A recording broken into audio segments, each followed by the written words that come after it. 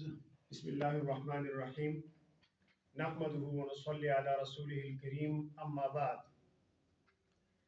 د جمعیت علماء اسلام ضلع ملاکنډ او بالخصوص د تحصیل تھانه بایزای ډیر محترم ملګرو، بعضې ملګرو دا خبره په علم کې ده او د بعضې ملګرو په علم کې نه ده چې زموږ یو ملګری بغیر پوښې په هغه باندې اف آی آر شوې دی. ډېر معمولي خبره د هغې په سلسله کې به سبا په 2:30 بجې زموږ پریس کانفرنس کېږي پریس کلب بټخیله ضلع ملاکنډ کې.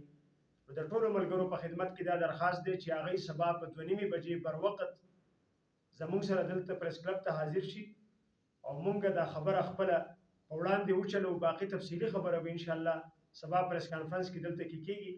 د جمعیت علماء اسلام ټولو محترمو ملګرو ته درخواست دی چې سبا په 2:30 بجې د بټخیلې پریس کلب ته ځان راورسوئ او په دې پریس کلب کې او په دې سټرایک او احتجاج کې زموږ سره شرکت وکړئ او خپله خبره به انشاءالله موږ په وړاندې باندې بوځو. جزاکم الله خیرا فی الدار.